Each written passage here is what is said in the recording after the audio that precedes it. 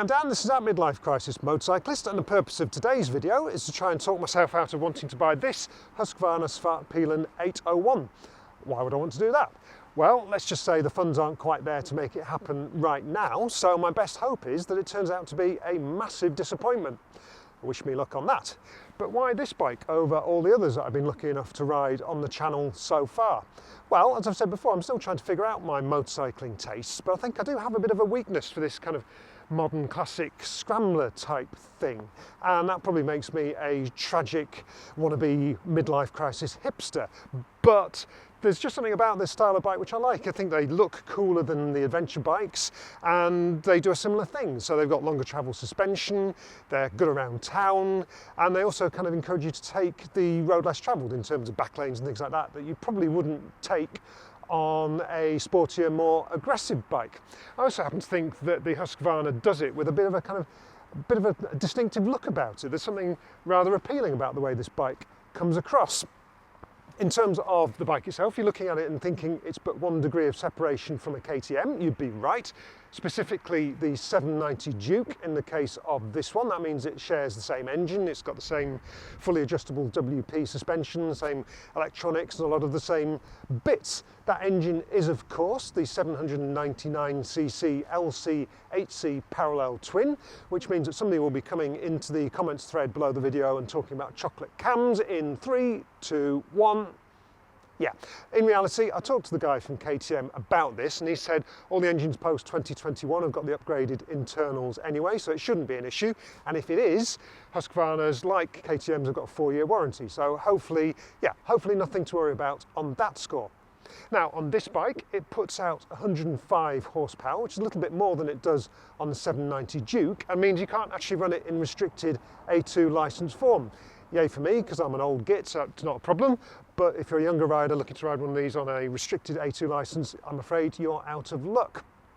In terms of the rest of the bike, while it is recognisably very KTM in its origins, I think Husqvarna's done some really cool things in terms of the design and the overall style of the bike. I think this cast aluminium subframe and rear seat assembly is really neat, and it just has a bit of a different attitude about it. It's got some of that KTM aggression in it, but it doesn't carry the same emotional baggage of the whole ready to race wheelies and stoppies thing that its Austrian cousins have. Cost? Well, it doesn't matter because I'm not going to buy it, am I? But if you're interested, these bikes start at £10,499, or more like 11 grand by the time you've added the dynamic pack, which this one has, and gives you a bit more adjustability for the various electronic rider aids, things like that. That's quite a lot of money. It's more than the starting price of a Ducati Scrambler, and it's a hell of a lot more than the vaguely similar looking Benelli Leoncino 800 you might have seen me riding on the channel not so long ago. But, as I record this, Husqvarna is offering some pretty healthy discounts on this bike to the tune of more than 2 grand off the price. That could be dangerous. I best hope it's really terrible to ride, haven't I?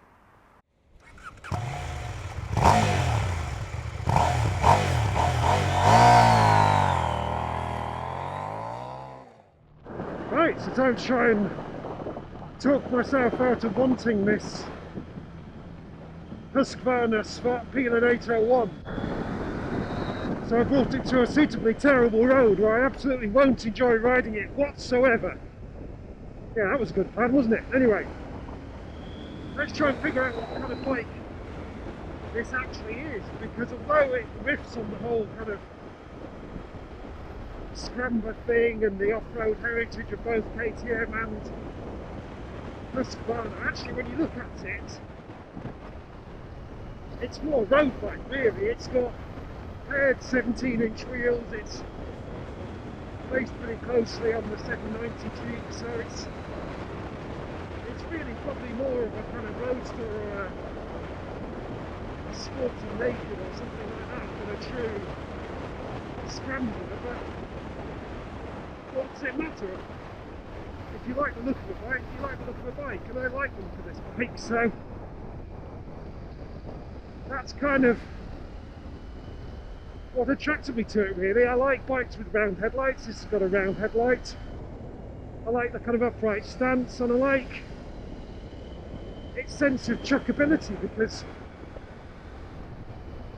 a bit like the KTMs that I've ridden previously, it feels very very light and agile. It's not particularly light, I think it's 180 something kilos or something like that, so it's not crazy light, but it just feels it. And when you get to a corner like this, even on a greasy road like I'm on today, I'm wondering what there's power getting blown out towards the centre line there. It feels super chuckable. And I guess in terms of character, if I was to kind of draw a line, put a line between the CCM Maverick, which I rode on the channel, and the Ducati Scrambler, which I really liked as well, this probably sits somewhere between the two in terms of its sort of chuckability and character and the way it likes to do things. Got a bit of sheep herding to do here. So yeah, it's got a bit of kind of, a bit like the CCM, it just feels very kind of on its toes and chuckable, which is really nice. I like that a lot. And that kind of fits with the character of the engine, which is sort of gutsy and torquey. So I've not ridden that many KTMs or bikes from the family, but it's definitely got a kind of, they share a sort of up for it kind of power delivery, which works well for this kind of bike. So yeah, if you want to do an overtake like that, you've got plenty to be getting on with. 105 horsepower is, it's about right, isn't it? It's not a crazy amount, but it's enough to be getting on with, and particularly on sort of tight and twisty roads like this. And the way that power is delivered with that really sort of torquey response, it fits really well. So is it a Scrambler or is it a road bike? Well, suspension travel, I think we've got about 150 mil, give or take. I can't remember exactly, I think it might be slightly less at the rear, but in that kind of region. So it's not like a long travel enduro bike or something like that. You're not going to be doing serious off-road on it, but then as I say,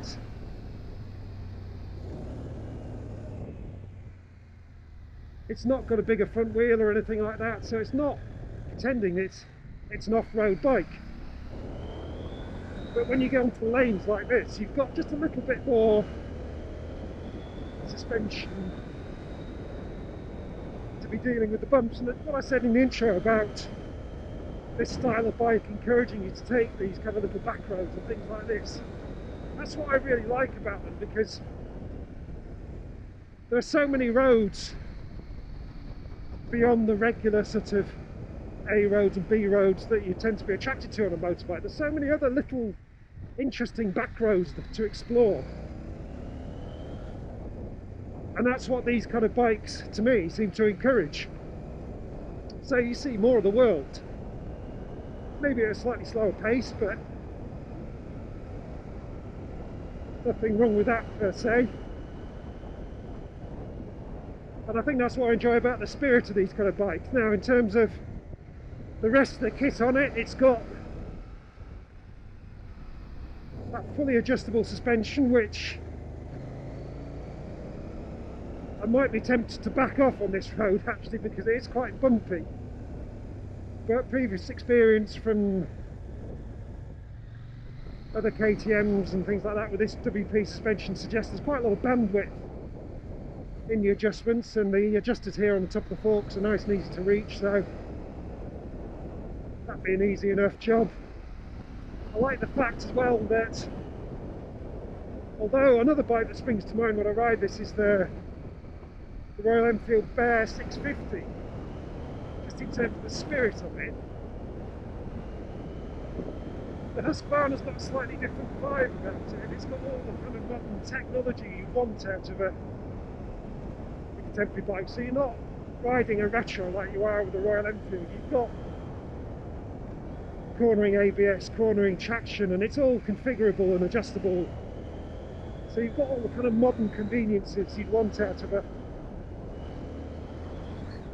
an up-to-date bike. And I just like the way it encourages you to ride.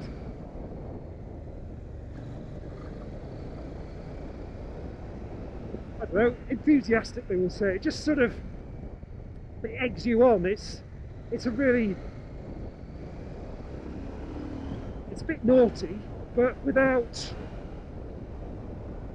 the kind of slight oafishness, shall we say, of a KTM. So, and there's other little bits and bobs as well, like the controls, all the interactions with these switches and things like that are all really good as well. So, yeah. Turns out there's quite a lot to like about this bike. Hang on, wasn't I meant to be talking myself out of buying it? Yeah, I'm not doing a very good job of that, am I? Oops.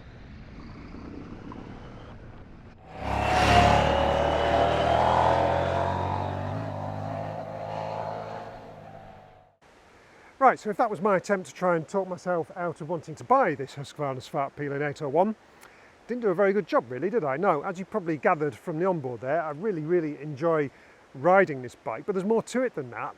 I really like the way it looks and what it stands for.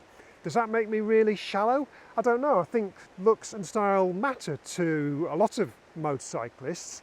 It's interesting looking at the Yamaha Tracer 9 that I was riding not so long ago. That kind of goes the other way, doesn't it? That challenges you by saying, don't bother about the way that I look because I'm really ugly, just check out the way I ride. And it does ride brilliantly, but I think there are a lot of people who would not choose it just based on the look of it. With this Husqvarna, it's very much about the style. It's got that kind of cool Scandinavian aesthetic about it. There's lots of really nice little detailing, both visual and technical, like that subframe that I mentioned on the back, things like that.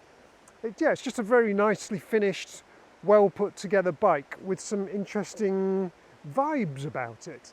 I think, to use a fashionable turn of phrase, it's quite fluid in the way that it presents itself. Is it a retro? Is it a modern bike? Is it a scrambler? Is it a kind of sporty naked? It's kind of all of those things at the same time, and I quite like the way it doesn't fit neatly into one little box like that. It does it all at the same time. Now, in terms of a bike to ride, it's not one you're going to be doing big mileages on or that kind of thing, but I like the way it just kind of eggs you on. It's got a bit of aggression about it in the way it goes about things.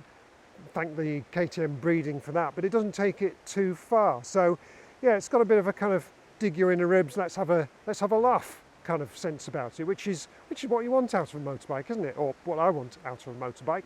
Is it perfect? No, there's still a few things I would probably change on it. I'd probably want to ditch these ugly mirrors and put some bar end mirrors on it. I might explore some of the exhaust options in the accessories list, like maybe the Aquaprovic or the Remus exhaust options. And with the savings you can make on the bike currently, with the discounts available, using a bit of man maths, you could add those to the bike and still feel like you were quids in, couldn't you? So there we go. Yes, I've really enjoyed it, and I'd love to know your thoughts. Is it different enough from the KTM origins to stand apart? Does it do Husqvarna's heritage proud, or is it just a bit of a kind of marketing exercise, a bit of badge engineering? Let's have a chat about that in the comments thread below.